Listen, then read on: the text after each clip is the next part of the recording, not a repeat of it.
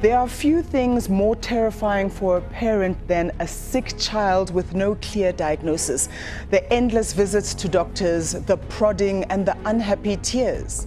Then, once you do have a diagnosis, although expensive, there is a treatment available, but your medical aid won't pay. It's a dire reality that confronted some parents of children with a surprising disease.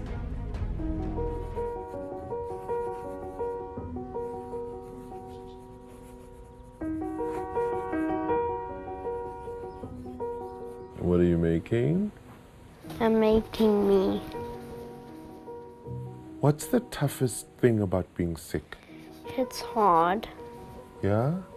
because I can't do anything that my brothers do. What happens when you do? Then I get really tired and then my chest gets tight.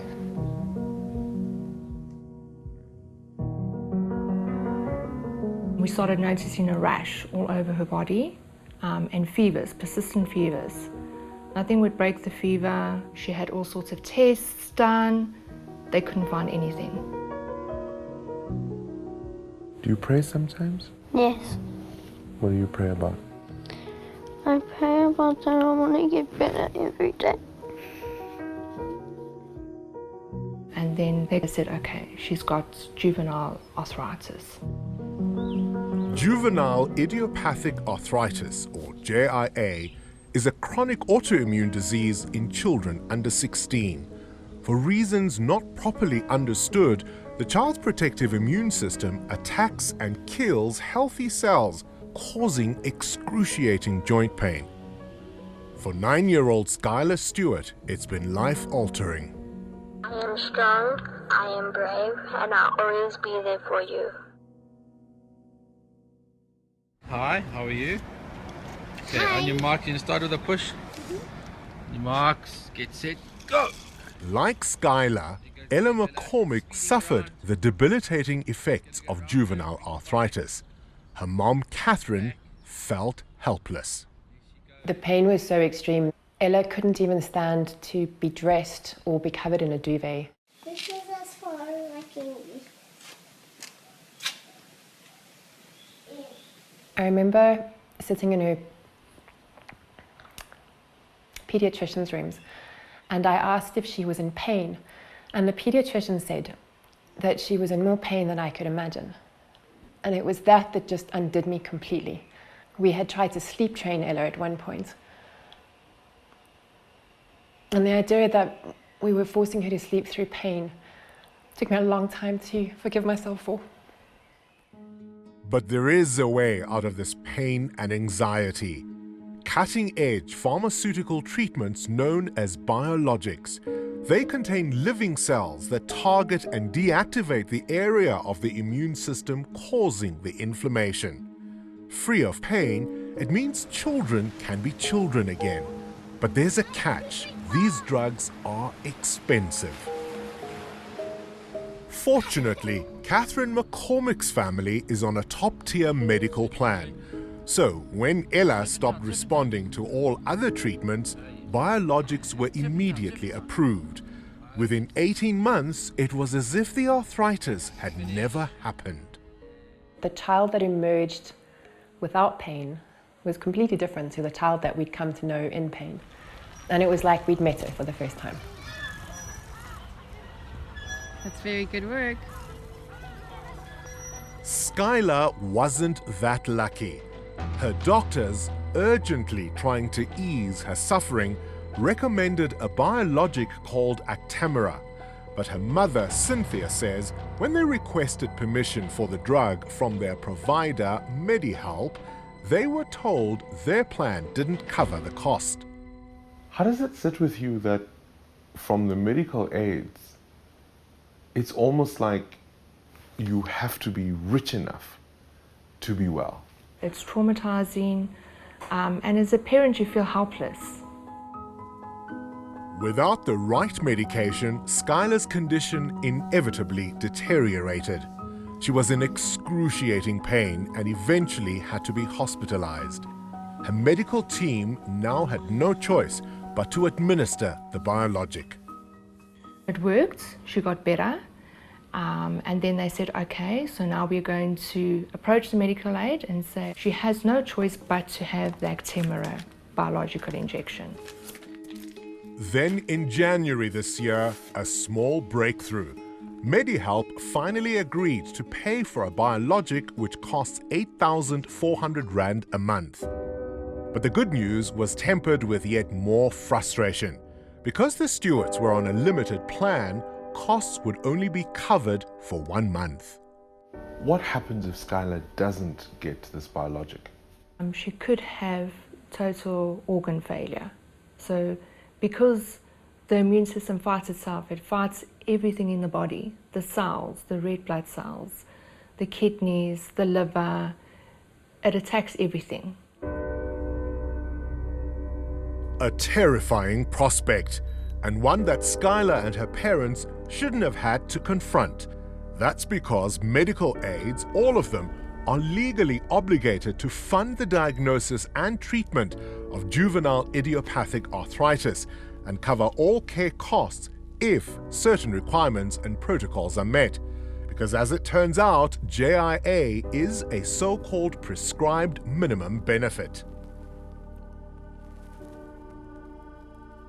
The regulations that we're talking about here are incredibly clear. For people who are part of a medical scheme, who have a PMB condition or chronic disease, and who meet the criteria of the regulations, that must be funded. Fund them.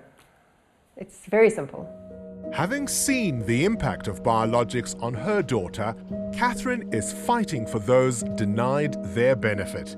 She's now the Executive Director of Arthritis Kids South Africa, taking on big business on behalf of children with JIA.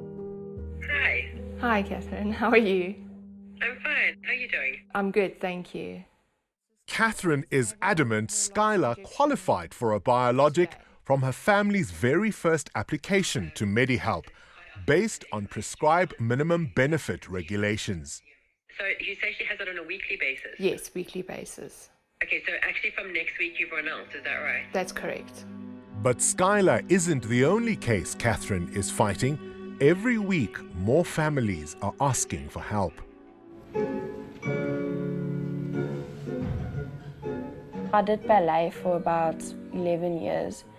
And I just went on to points, but I couldn't anymore because I was so tired and I was nauseous and sick all the time. That broke me. Jennifer Carstens was dealt a cruel blow by JIA. Diagnosed in January last year, along with Crohn's disease, which affects the bowel, her doctors immediately requested the biologic 𝗀𝗵𝗶𝘀 in a bid to save her life. Discovery's response to me was, upgrade your plan, or we can't help you guys. Insisting that biologics aren't a PMB level of care, despite the CMS repeatedly ruling that they are, Discovery agreed to cover the biologic as a clinical exception funded by 𝗀𝗧𝗍. Discovery says that despite the earlier rulings, the Council for Medical Schemes now agrees with its position on biologics. Since going on the injections, I feel like I got myself back, my personality back. When I was not on medications, I really felt like I was losing myself. The medication gave my daughter back to me, gave her life back. Get it?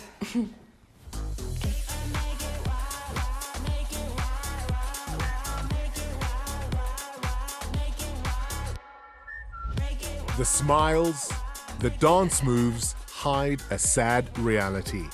Today is Jennifer's last injection.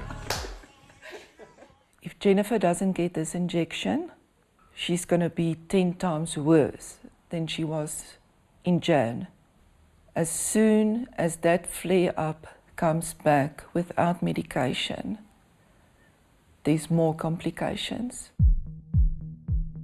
So, as Jennifer's mother Karen readies for another struggle, whose job is it to ensure medical aids provide the treatments necessary to ease these children's suffering? In late 2021, Catherine took her concerns to the Council for Medical Schemes, or CMS, the official industry watchdog. I'm not asking for the CMS to order the medical schemes to fund these treatments where they're not appropriate or where they don't meet the criteria of the regulations. I just want the CMS to tell medical schemes that they have to take the law into account. The CMS acknowledged Catherine's concerns and met with the schemes in question. But since then, she has heard nothing. It's been 6 months since I had an update from the CMS. I have no indication that it's progressing at all. We asked the CMS for an interview, but they declined. Meanwhile, as they await a response from MediHelp, Skylar is getting her last injection too. We are sort of at an end of the road type of thing. We don't know what more to do. Okay, 1, 2, 3, there you go. Her family is now relying on donations to cover next month's supply. Catherine took the Stewart's plight to the CMS, lodging an official complaint against MediHelp. Then something unexpected happened. We sent MediHelp an interview request. They refused, but 2 days later they informed us Skylar's medication would in fact be funded. Except they didn't tell her parents nor Catherine, who had to hear it from us. MediHelp say their decision had nothing to do with our request and was based on her unique clinical picture. Whatever the reason, Skylar is finally on the right medication and, in time, could be back playing with her brothers.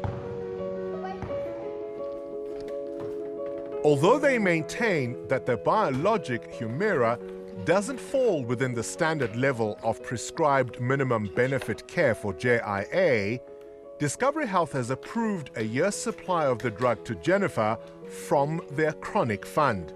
It came within days of Catherine's inquiries about the case. But when we asked why it was suddenly being approved and not being sent to ex gratia, Discovery backtracked, alleging there'd been a mistake in communication and that Jennifer's biologic was in fact being approved under ex gratia. Catherine, how many cases have you had to fight for? I've done 40 in the last year and a half. And how many have you won? All of them. What? I haven't lost any cases. But while each victory has been life-changing, not one of those 40 fights should have been necessary. Thank you for watching our stories here online, and please subscribe below to become part of our YouTube community and be notified when we upload our latest content.